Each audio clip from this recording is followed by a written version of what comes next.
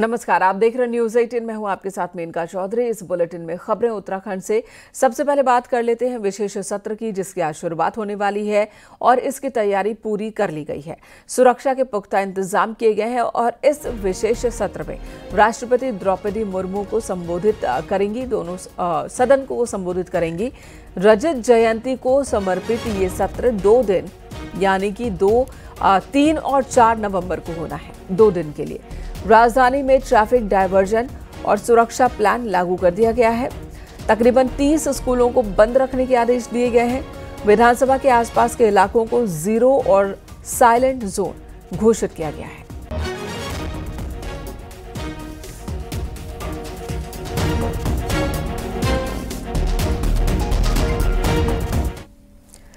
आज राष्ट्रपति द्रौपदी मुर्मू नैनीताल के दौरे पर भी होंगी। 2 दिन के दौरे के दौरान राष्ट्रपति नैनीताल राजभवन के 125वें स्थापना दिवस कार्यक्रम में शामिल होंगी।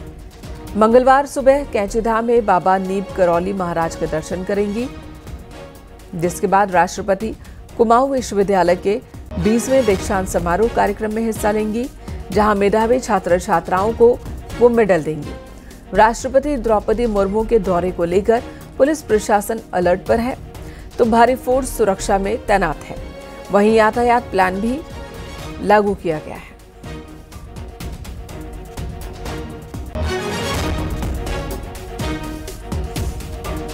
तीन और 4 नवंबर को महामहिम राष्ट्रपति का नैनीताल जनपद का भ्रमण कार्यक्रम है। उनके भ्रमण के दौरान काफ़ी संख्या में वाहन इधर से उधर जाएंगे। इस अवसर पर नैनीताल पुलिस के द्वारा ट्रैफिक प्लान जारी किया गया है।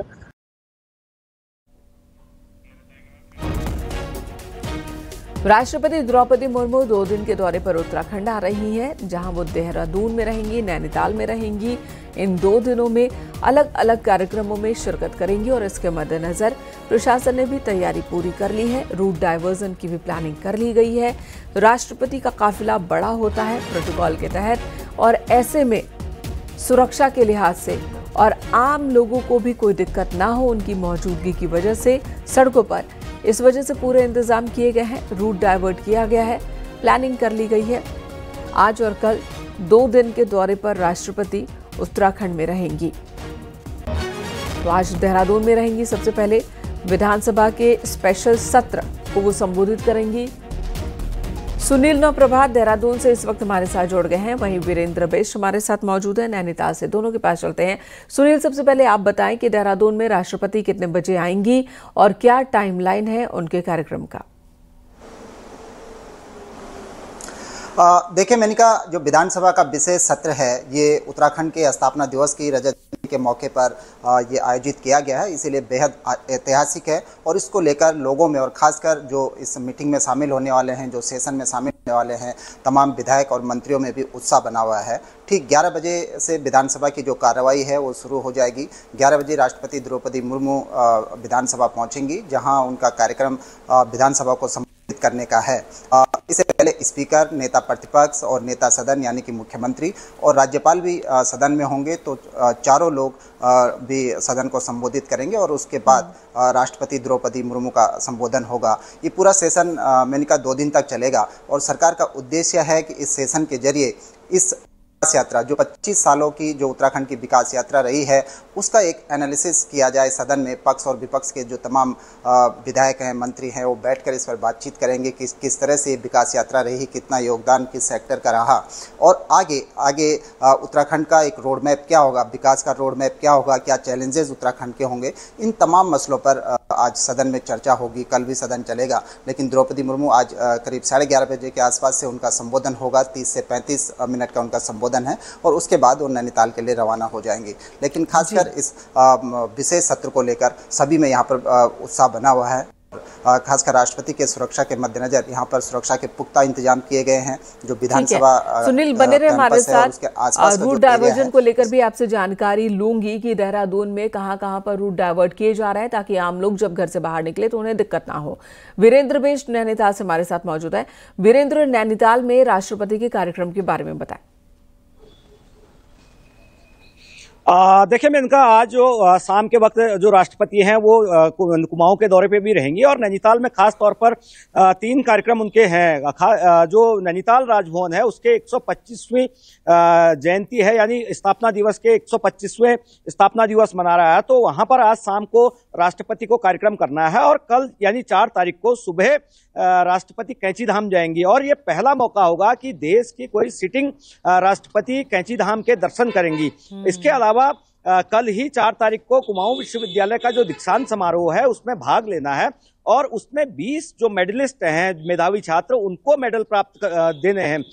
ये कहा जा सकता है कि राष्ट्रपति की सुरक्षा को लेकर जो रूट डाइवर्जन है या तमाम इंतजाम है वो प्रशासन ने पूरे कर लिए हैं, क्योंकि जिस तरह से हल्द्वानी में उनका हेलीकॉप्टर लैंड होना है, वहां से उनको सड़क मार्ग से नैनीताल तक आना है, तो चप्पे चप्पे पर पुलिस की व्यवस्था की गई है और करीब 2 से 2,500 पुलिस कर्मियों को लगाया गया है।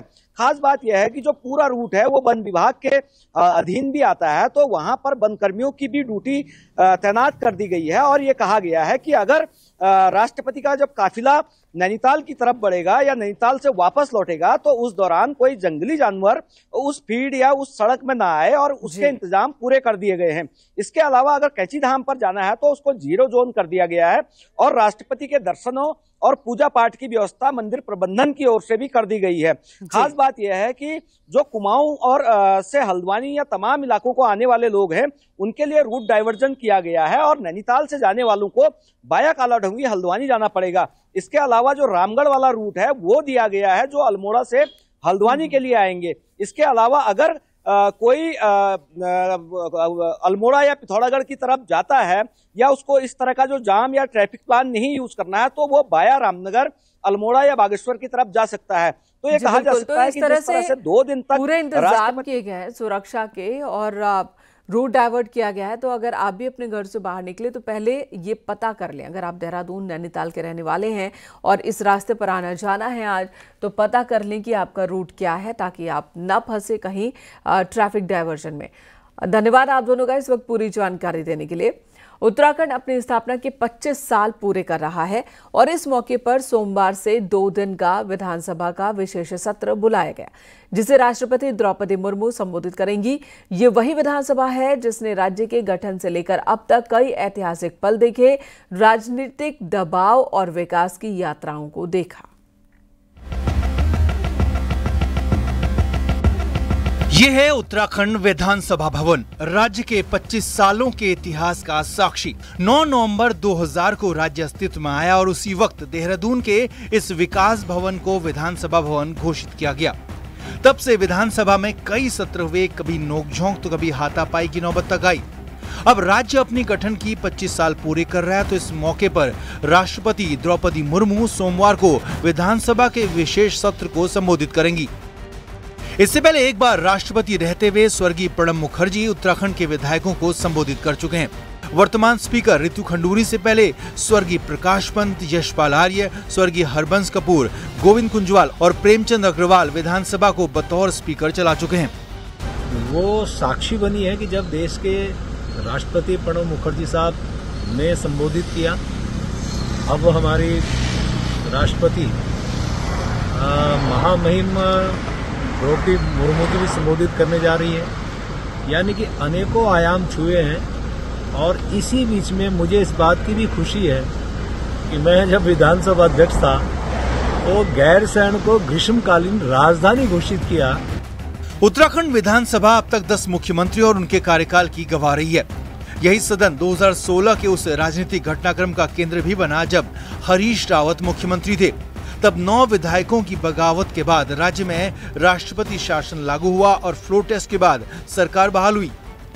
हमारी सरकार का फिर से वापस आना भी सबक है, लेकिन उससे बड़ा सबक दल बदल है और उससे भी बड़ा सबक ये है जब हम मिल करके काम नहीं करते हैं तो विकास की जो दिशा है उस दिशा को डिरेल करने के लिए हम अपनी राजनीतिक महत्वाकांक्षाओं का उपयोग करते हैं, तो उसका घाव केवल राजनीतिक दल पर नहीं लगता है बल्कि राज्य के विकास पर भी लगता है। तो 2016 का जो घटनाक्रम है वो पूरे उत्तराखंड पर घाव है। इसी विधानसभा में तय हुआ कि देहरादून में एक नया विधान भवन बने और यहीं तय हुआ गैरसैंण में अलग विधानसभा भवन बने। देहरादून में तो दूसरा भवन नहीं बन पाया, अलबत्ता गैरसैंण में जरूर उत्तराखंड का अपना विधान भवन बन गया। हालांकि बड़ी संसदीय घटनाओं का गवाह यही विधानसभा भवन रहा। देहरादून से न्यूज़ 18 के लिए सुनील नौप्रभात की रिपोर्ट। नेता प्रतिपक्ष यशपाल आर्य के घर कांग्रेस विधायकों की बैठक हुई, जिसमें विधानसभा के विशेष सत्र में उठाए जाने वाले मुद्दों पर बात हुई और एक रणनीति बनाई गई है। नेता विपक्ष ने कहा कि सरकार अपने कार्यकाल का गुणगान करने वाली है और असली मुद्दे सदन में उठाने नहीं दिए जाते हैं। कांग्रेस ने सत्र का समय कम होने का भी आरोप लगाया। वहीं कांग्रेस अध्यक्ष किरण मारा ने कहा कि सत्र के एजेंडे को लेकर कांग्रेस गंभीर है। पिछले वर्षों का इतिहास देखिए, पिछले वर्षों में विधानसभा का सत्र कितने दिन चला, क्या उस पर चर्चा हुई, क्या विपक्ष को बोलने का अवसर मिला, क्या उसके सवाल जो हम मुद्दों को उठाते हैं, जो जनता के प्रश्न हैं, क्या उसका समाधान हो पाया? ये अनगिनत सवाल है। गंभीर चर्चा सदन में हो, ये कांग्रेस चाहती है।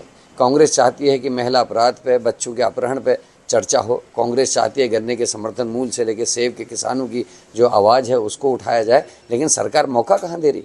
विशेष सत्र कह रहे हैं और विशेष सत्र केवल 2 दिन का, जिसमें 1 दिन राष्ट्रपति के आने से उनके अभिभाषण में चले जाएगा। उत्तराखंड के 25 साल के इतिहास में आज भी प्राइमरी शिक्षा चुनौती बनी हुई है। तकरीबन 3000 से ज्यादा सरकारी स्कूल बंदी की कगार पर हैं। राज्य के रजत जयंती साल पर शिक्षा व्यवस्था पर एक आपको रिपोर्ट दिखाते हैं।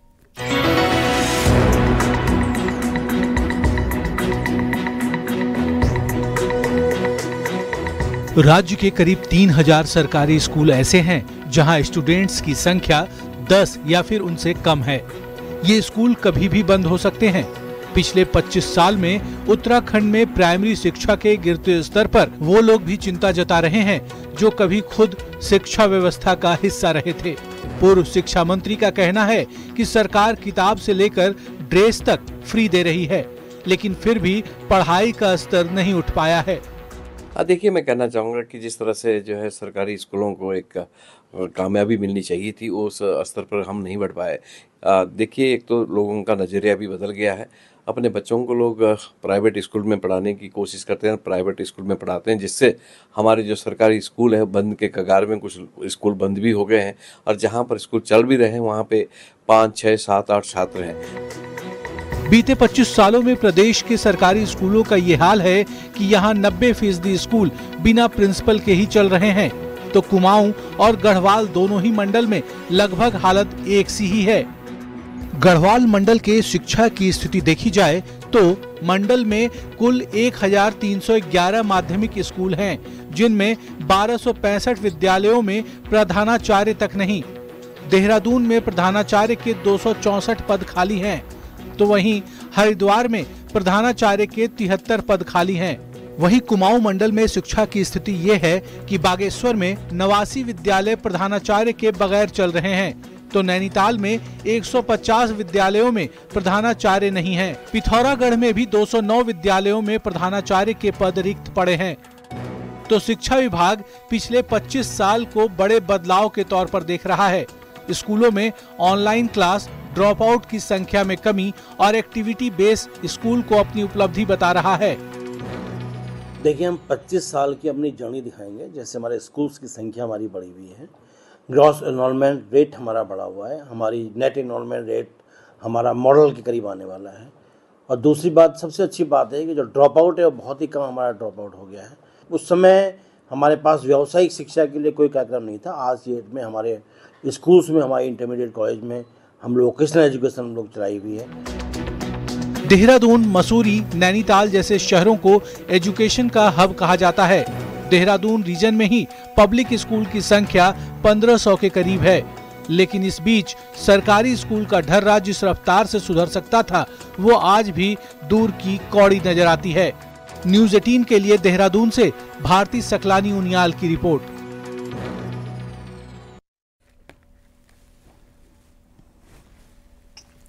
राज्यसभा सांसद नरेश बंसल के नाम पर लिंक्डइन पर फर्जी इंटर्नशिप पेज बनाकर धोखाधड़ी का मामला सामने आया। सांसद के निजी सचिव कमल किशोर की शिकायत पर शहर कोतवाली पुलिस ने केस दर्ज किया। आरोप है कि साहिल बब्बर नाम के व्यक्ति ने ये फर्जी वेब पेज तैयार किया। राज्यसभा सांसद नरेश बंसल के कार्यालय के नाम पर 2 महीने की संसदीय इंटर्नशिप प्रोग्राम का वादा किया गया, जिसमें संसद इंटर्नशिप के साथ संसद भ्रमण और 15 अगस्त और 26 जनवरी जैसे राष्ट्रीय आयोजनों के पास देने के झूठे वायदे किए गए। सांसद के कार्यालय में ऐसे किसी प्रोग्राम से इनकार कर दिया है। कार्यालय की ओर से इनकार किया गया। पुलिस ने साइबर शाखा की मदद से जांच शुरू कर दी और फर्जी पेज बंद कराने की कार्रवाई चल रही है।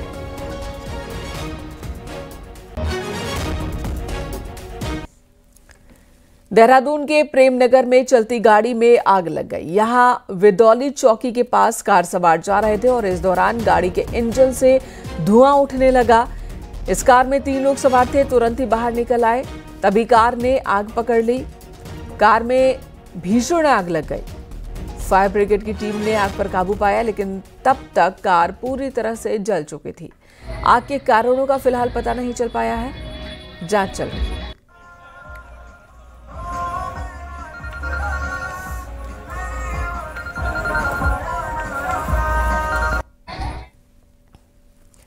रामनगर में एक दर्दनाक हादसा हुआ। यहां कानिया गांव में 4 बच्चे पटाखों के बारूद को इकट्ठा कर रहे थे, एक बोतल में भरने की कोशिश कर रहे थे और इसी दौरान विस्फोट हो गया, जिसमें बच्चे बुरी तरह से झुलस गए। एक बच्चे का हाथ बुरी तरह से झुलस गया है, उसकी हालत गंभीर बताई जा रही है, जबकि 3 बच्चों की स्थिति भी बहुत ही गंभीर है। फिलहाल इस बच्चे को हायर सेंटर ले जाया गया है, अभी इलाज जारी है।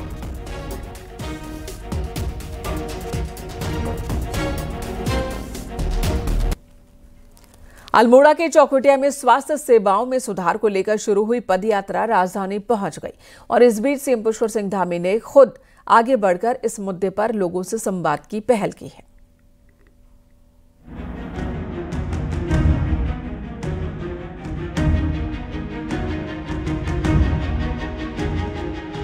प्रदेश में स्वास्थ्य सेवाओं के सुधार की मांग को लेकर अल्मोड़ा के चौखुटिया से शुरू हुई पदयात्रा ऑपरेशन स्वास्थ्य रविवार को देहरादून पहुंच गई। चौखुटिया अस्पताल में स्पेशलिस्ट डॉक्टर्स की तैनाती को लेकर आंदोलन शुरू हुआ था। इस बीच सरकार के मुखिया पुष्कर सिंह धामी ने आंदोलनकारियों की बात सुनने और समाधान की दिशा में हर संभव प्रयास करने का आश्वासन दिया।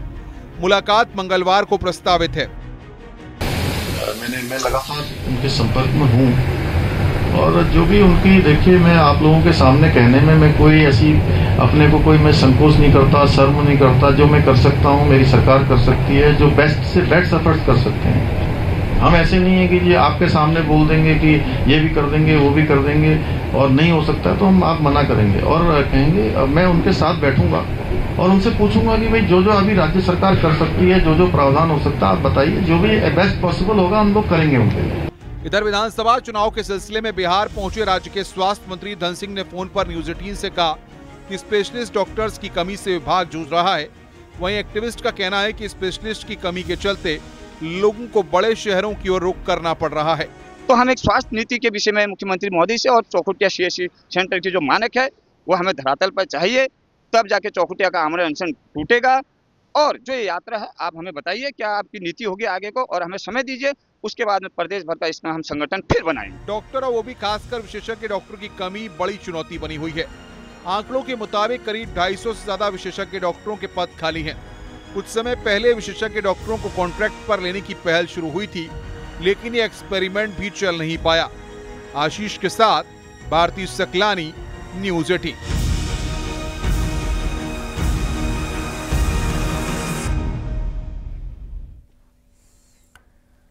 उधर अफ्रीका के मोजाम्बिक तट पर समुद्री त्रासदी में बागेश्वर के नंदन सिंह की भी मौत हो गई। 16 अक्टूबर को नाव पलटने के बाद नंदन लापता हो गए थे। 16 दिन बाद उनका शव बरामद हुआ, जो अब उनके गांव बागेश्वर के कोलाक पहुंच चुका है। गांव में उनका शव पहुंचने पर गमगीन माहौल बन गया। उनकी मां और पत्नी का रो रो कर बुरा हाल है। सरयू गोमती तट पर उनका अंतिम संस्कार किया गया।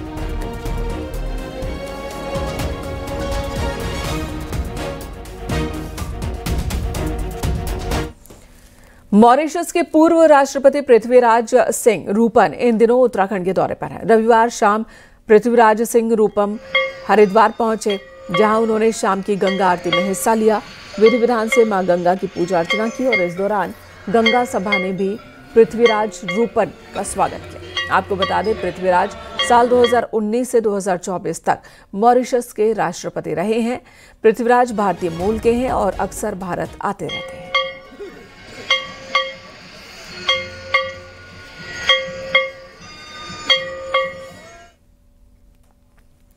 उत्तराखंड में पहली बार 14,500 फीट ऊंचाई पर स्थित प्रमुख धार्मिक स्थल आदि कैलाश में अल्ट्रा मैराथन का आयोजन किया गया। देश के 800 से ज्यादा धावक इस ऐतिहासिक मैराथन का हिस्सा बने। 60 किलोमीटर लंबी अल्ट्रा रन आदि कैलाश से शुरू हुई, जिसमें देश के 22 राज्यों के धावकों ने हिस्सा लिया। अल्ट्रा मैराथन आदि कैलाश से शुरू होकर गूंजी और कालापानी होकर वापस गूंजी में खत्म हुई। इसके अलावा 42, 21, 10 और 5 किलोमीटर की रेस भी आयोजित की गई।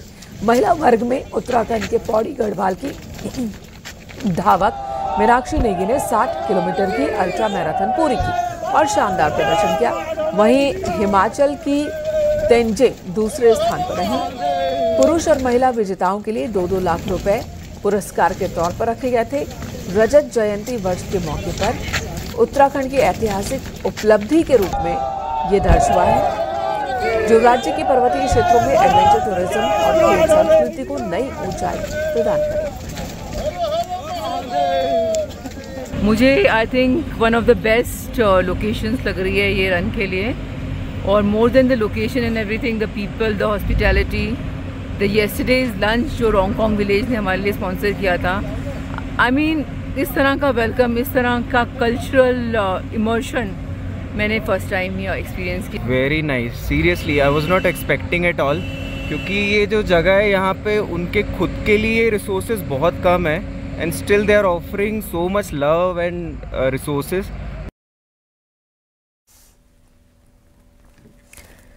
नैनीताल में चल रही ऑल इंडिया बॉक्सिंग प्रतियोगिता का समापन हो गया। फ्लैट्स मैदान में आयोजित महिला बॉक्सिंग में उत्तराखंड के निकिता चंद और कर्णिका कठैत ने स्वर्ण पदक पर कब्जा किया।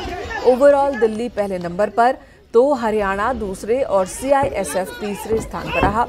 और इस ओपन बॉक्सिंग में देश भर की 111 महिला बॉक्सर्स ने हिस्सा लिया था। फाइनल मुकाबलों के बाद सभी विजेता खिलाड़ियों को मेडल बांटे।